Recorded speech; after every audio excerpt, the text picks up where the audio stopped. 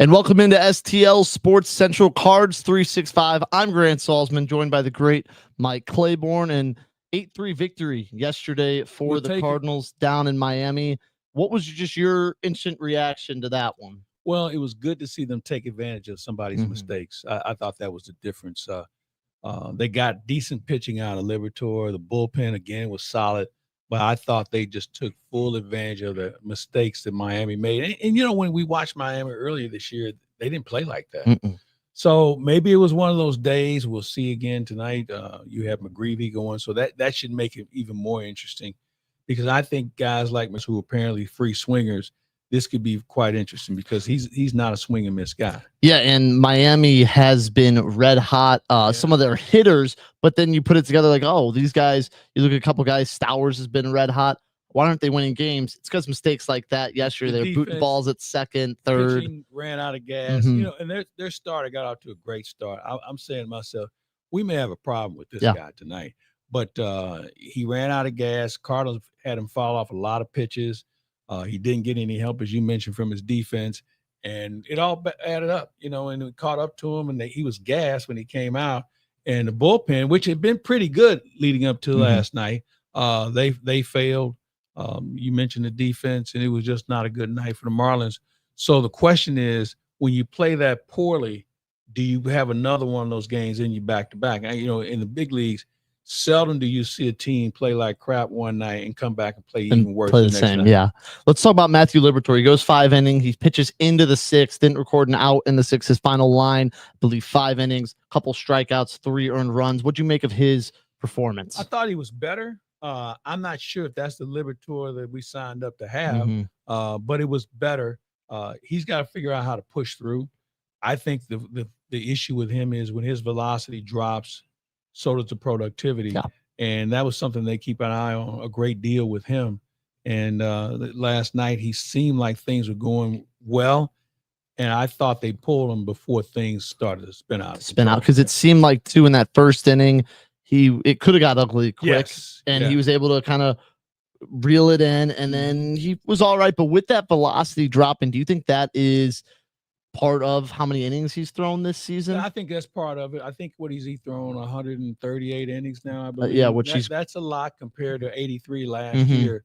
But you know, this is what you need. You have to have guys push through. Okay. If you want to be in a big league rotation on a good team, you have to be able to push through. And it's part of the learning process that he's going to deal with. So I feel in his case, what does your off season look like with regard to preparation and the physical requirements that's going to take place, along with the fact that you don't have to throw max effort on every pitch. You can take something off here and maybe spin it there and learn how to truly pitch as a starter. Yeah, I agree with that. And don't forget Gray Bar sponsoring Cards 365, your distributor for electrical and datacom needs. Speaking of the pitching, what about that bullpen? Matt Swanson comes in. He had some cleanup duty to do, and he went 2 innings for the Cardinals. I think of any of the players that have gotten an opportunity because of this runway, Matt Swanson might be the biggest benefactor of that. I would agree with you wholeheartedly.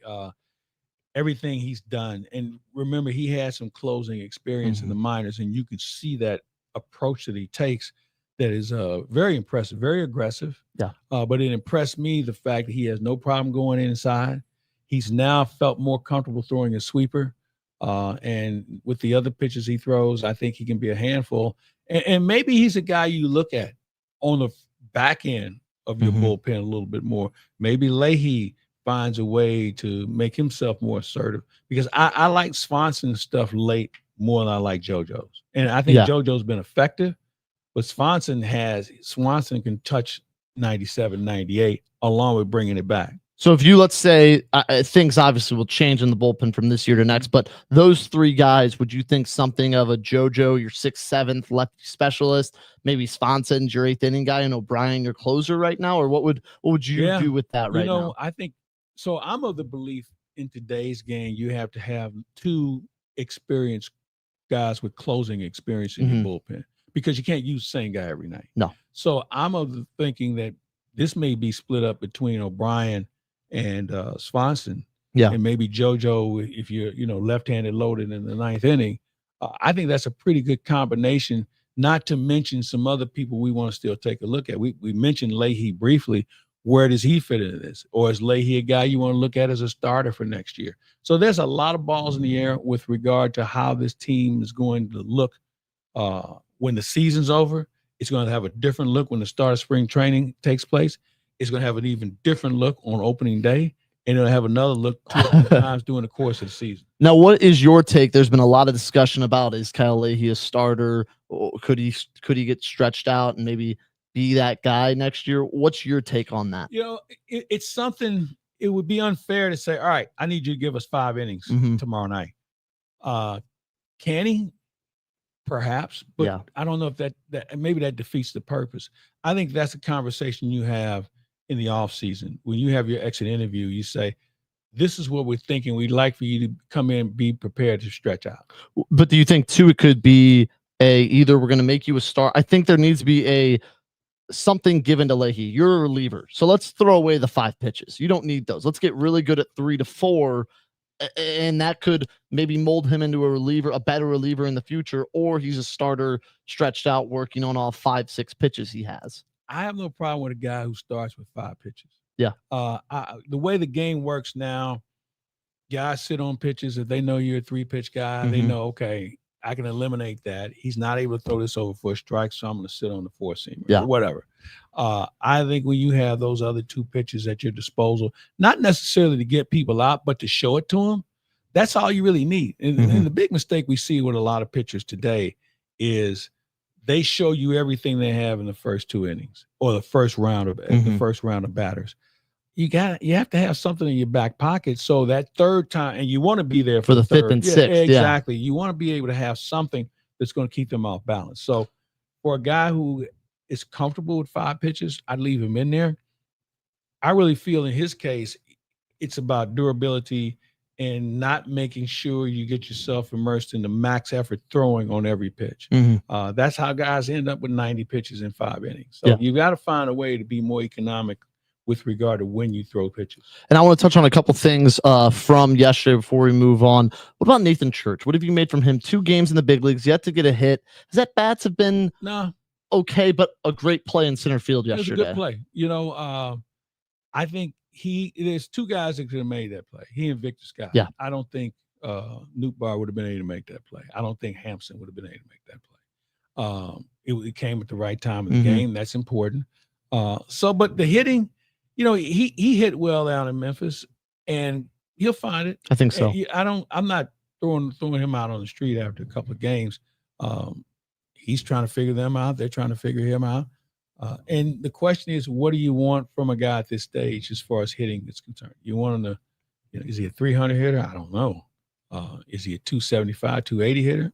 If you can get that out of your center fielder, with all the other things he can do, that's good. But the other thing is, he can play all 3 positions.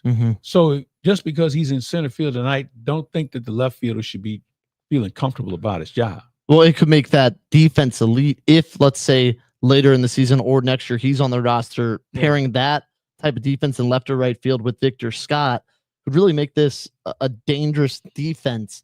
You think of maybe the Royals 10 years ago, that type of speed. I know that's a big outfield to compare it to, but that's the type of speed and defense both these guys have. Yeah. And let's not forget, Jordan Walker has the best throwing arm of anyone.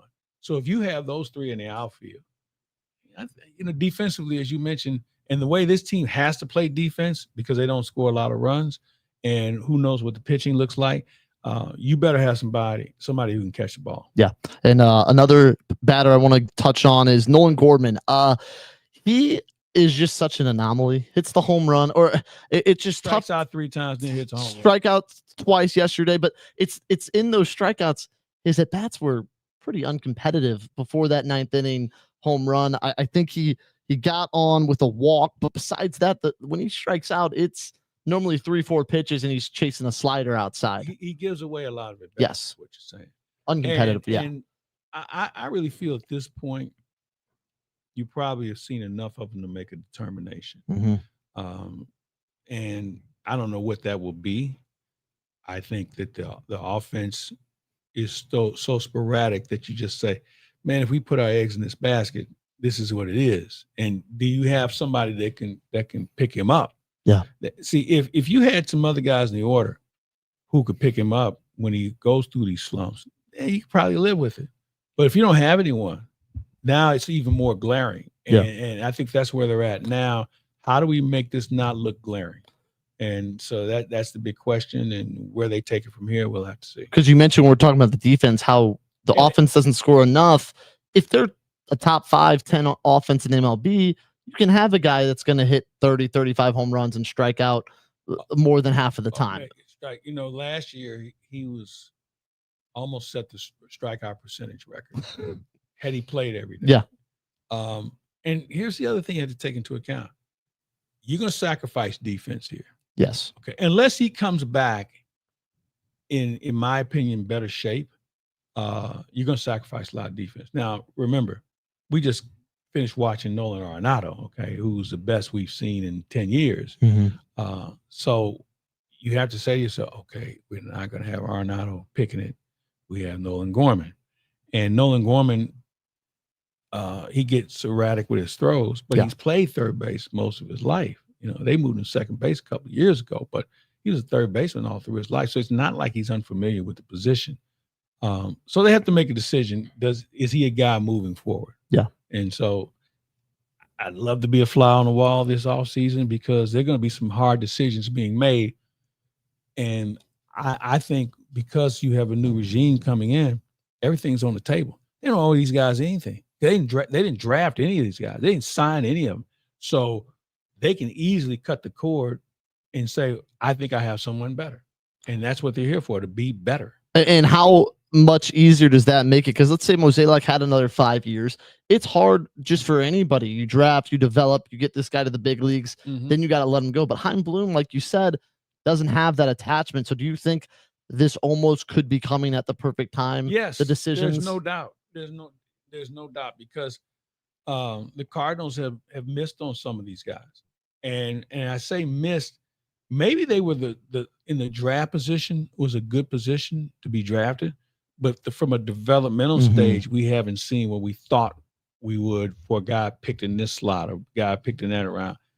It hasn't come to fruition like I think we anticipated. I mean, you think of 5 years ago, you would have said the big three on this team this year would have been Carlson, Walker, and Nolan Gorman. And so far, none of them have panned out to be even a star that you were hoping to be. And there have been some other guys like that, you think about Nick Plummer. Yeah. Chase Davis is fighting it right now. I mean, there have been some other guys who we thought would be part of that future that certainly isn't close right now. Yeah. Well, isn't even in the game. Yeah. Not even, it's been a lot of hit and misses. Yeah. That, but in fairness, swing and there's misses a lot of teams that could probably raise their hands and say, that's kind of us too. Yeah. So I don't want to pin this solely on the Cardinals, because you can't tell me the Cubs haven't thought about some people they've missed on. Milwaukee has been the same way. We talk about Milwaukee right now and how good they are. They only have 5 guys on their roster that are homegrown. Yeah. So they have the knack of being able to find something in another player and get get more out of them. So, it's kind of it's a crapshoot sometimes on how you recognize what a player looks like 4 years from now. B, what do we need to do to grow him to be a big league player? And C, what do we need to grow him to be a winning champion player? And there's a difference. There's a lot of guys who can play in the big leagues, but there's only a few guys that are winning players. And while we're on this topic, how much do you think it heightens maybe fans' anxiety because of guys the Cardinals have traded away young? You think of a Rosarina, and obviously he had a 3-year stretch where he was one of the best players in the MLB. Gallen down in Arizona, or Sandy Alcantara down in Miami. Obviously he's struggling, but Alcantara has Yeah. won a Cy Young since the Cardinals have traded him away. Yeah, and you know what? They're saying the same thing in Denver about Arenado. They're saying the same thing in Arizona about Paul Goldschmidt. Yeah. I mean, every team has a closet of players that they wish they could have stayed with. Imagine if we still had him. But also, every team says there's a reason why we moved him. Either A, we thought he was a better asset to move compared to what we were trying to get now. You think, and the Alcantara one is a great point. The Cardinals needed an immediate right-handed bat, so they went out and traded for Ozuna. Miami was looking to develop a player, and they did with Alcantara. Now Alcantara ends up with a Cy Young award, and some thought he could be a top echelon pitcher, but you needed a right-handed bat right now. That's the part of doing business. You know those deals you hope works for both people. Yeah, the Marlins aren't making a deal that's not going to work for them, and because they're always planning for the future. Yeah, and the Cardinals were 4 games away with Marcell Ozuna from making a World Series, and I think if that would have happened, nobody would be complaining now. No. Part of the reason it hurts is because Ozuna has now gone on and had more successful years with the Braves. He's had better years, but he wasn't bad with the Cardinals. Yeah, he was. He had a year. Yes, okay. If the DH existed, then it wouldn't have been as bad. It'd be the whole different story. But you know, again, every team has those moments where they might miss or they run out of patience instead of having patience. So this will be different. And I think the reason why we talk so much about it is because we've never seen a regime change before where we had a president of baseball operations in waiting. Yeah. Okay. And he was allowed to go out and build up the farm system. And, you know, we'll have a better idea what that looks like in a couple, 3 years. So for all of us, this is a new bus ride for all of us. And we're trying to watch the scenery as we take this bus ride. And the bus ride is going to be, I think, smoother than some expect. But there will be a bump in the road from time to time. And let's go to today's game now. Back to the present. Michael McGreevy on the bump. He's 4-2 with a 4.4 ERA, going up against Edward Cabrera, who's 6-6 with a 3.34 ERA for the Marlins. What do you want to see out of McGreevy today? Get out early, maybe pitch with a lead, attack the hitters. Yeah, I really feel like he's a guy who has the approach where he's going to remind them I'm running this show. You know, but when you have free swingers like you have with Miami, you know, they're going to swing at things and normally most people would sit on. They'd spit on this. I'm not swinging at that. So I think it's important for him to show things, but also be able to take it away from him. And if he can get off with a lead in his back pocket, I think that really takes the wind out of the sails of Miami, considering how they played last night. Yeah, it's a team right now that I don't think there's a lot of fight in. Like, if you're able to take a 2-3 run lead, you know, while the Cardinals aren't much above them, the Marlins don't have much fight left. I agree with you. And they're playing for pride and playing for what next year looks like. They were very good for a stretch. You know, they kind of gained some respectability. You know, I think Clayton McCullough will get some votes for manager of the year, but they still have work to do. And a team like this, you have to put them down early because if they're tied and going in the 7th inning, anything can happen. Yeah. Okay. You don't want that to happen because we've seen the Cardinals stay with a team just a hair too long and all of a sudden they break through. And the next thing you know, you're scratching your head saying, how do we let these guys beat us? So you have to get out in front. It starts with McGreevy having a good, clean first inning. And that's what we saw last week against the Rockies as the Cardinals hang in. Yesterday, though, they were able to put up that plenty of insurance for the bullpen. Well, Miami helped them with that. I agree. Yes, they found a way to take advantage of mistakes. Factors. Finally, let's take a quick break and hear from DraftKings with the Pick 6 app. Download the DraftKings Pick 6 app now and use code STL Sports. That's code STL Sports for new customers. Play $5, get $50 in Pick 6 credits. Better payout, bigger wins. Only with Pick 6 from DraftKings. The crown is yours.